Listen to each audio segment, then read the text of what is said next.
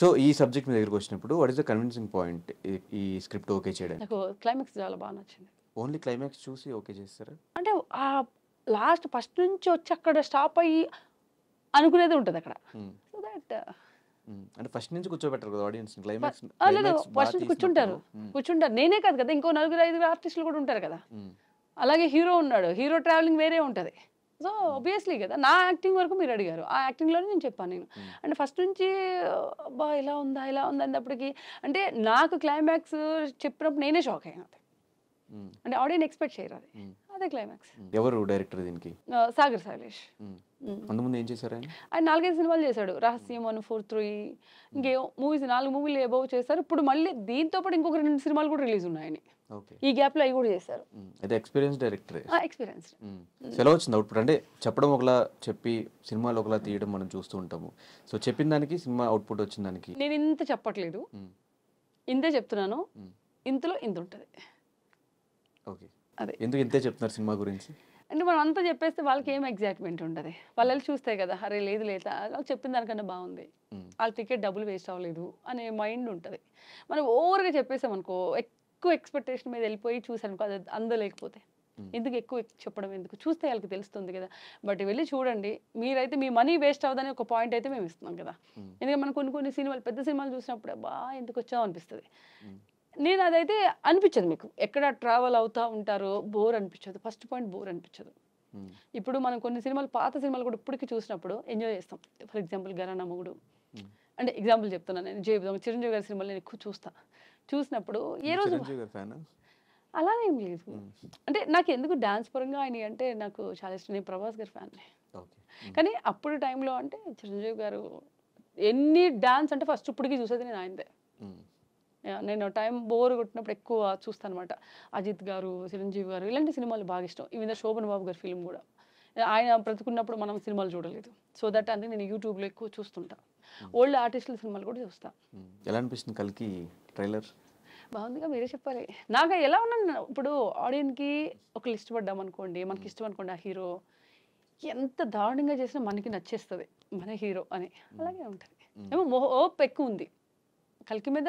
Not only మీ, ప్రతి ఒక్కరికి చాలా హోప్ ఉంది. డిఫరెంట్గానే ఉంటుంది, బాగుంటుంది అనేది. బాగుండాలి, సినిమా హిట్ అవ్వాలి, హిట్ అవ్వాలి, మంచి అంతే అవుతుంది. చాలా గ్యాప్ వచ్చేసింది కాబట్టి. ఈ మరణం సినిమాలో what is the best thing మీకు బాగా నచ్చింది? ఒక అంశం ఏం నచ్చింది బాగా? నాకు ఒక సీన్ ఉంటుంది, ఫ్రెండ్స్ మధ్యలో ఒక సీన్ ఉంటుంది, ఆడియన్ కూడా ఎక్స్పెక్ట్ చేయడం అనమాట. సూపర్ ఇష్టం నాకు అది. అండ్ ఈ టెక్నికల్ డిపార్ట్మెంట్ గురించి ఏం చెప్తారు? టెక్నికల్ డిపార్ట్మెంట్లో మాత్రం డిఓపి గారు, లేదంటే music director, editor, they or did very good job అండి. ఎందుకంటే ఇంకో డిఓపి వర్క్ గురించి బాగా చెప్పాలి. మేము అప్పుడు నైట్లో అడవిలో షూట్ చేసేవాళ్ళం. ఎందుకంటే వాళ్ళే కదా మెయిన్. అన్నిటికన్నా అసోసియేట్ డైరెక్టర్స్ కావచ్చు, లేకపోతే కెమెరా క్రూ అవ్వచ్చు. నేను సినిమా చేస్తున్నప్పుడు నా సీన్ కాబట్టి నేను ఎంజాయ్ చేస్తా. వాళ్ళు అసలైన టార్చర్ వాళ్ళకు ఉంటుంది. అవునా, వర్షం వస్తూ ఉంది, అడవి, లైట్లు ఉండవు, ఏముండవు. ఎక్కువ అప్రిషియేట్ చేయాల్సింది క్రూని. వాళ్ళు కెమెరా డిపార్ట్మెంట్ అవ్వచ్చు, అసోసియేట్ డిపార్ట్మెంట్ అవ్వచ్చు, ఎవరైనా కానీ వాళ్ళు చూసి వాళ్ళు అన్న అయిన తర్వాత మనం వెళ్తాం. ఇప్పుడు ఒకరు ఇక్కడ ఉంది ప్లేస్ చూడాలంటే ఫస్ట్ వాళ్ళే వెళ్ళాలి, వాళ్ళే కెమెరా సెట్ చేయాలి. సో నేను నాకన్నా ఎక్కువ హార్డ్ వర్క్ చేసింది వాళ్ళు అనిపిస్తుంది నాకు. So I like them. అంటే నాట్ ఓన్లీ ఈ ఫిల్మ్, ఏ ఫిల్మ్కి అయినా సరే ఫస్ట్ క్రెడిట్ వాళ్ళకే ఇవ్వాలి, ఆ డిపార్ట్మెంట్కే ఇవ్వాలి. అండ్ షూట్ అంతా అడవిలో జరిగింది కాబట్టి ఆ అడవిలో జరిగే ఎక్స్పీరియన్స్ ఎలా అనిపించింది షూటింగ్? భయం.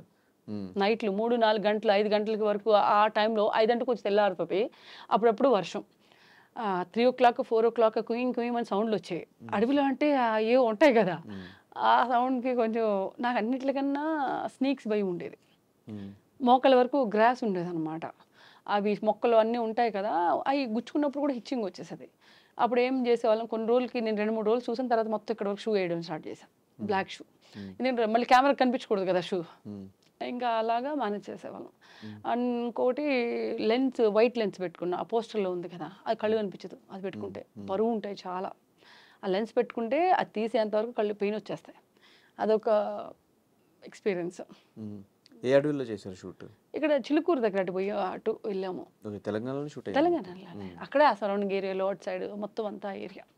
నాది ఎక్కువ 90% షూట్ అంతా నైటే. ఎన్ని డేస్? ఒక 30 days పైన చేసాం. బాగానే కష్టపడ్డారు అయితే. నైట్ నాకు డే చాలా తక్కువ నేను షూట్ చేసింది 1 or 2 days మిగిలిందంతా నైట్ షూట్లే. మార్నింగ్ 4 o'clock వెళ్ళి 3 o'clock 4 o'clock వెళ్ళేవాళ్ళం లొకేషన్కి ఈవినింగ్, మళ్ళీ మార్నింగ్ 7కి.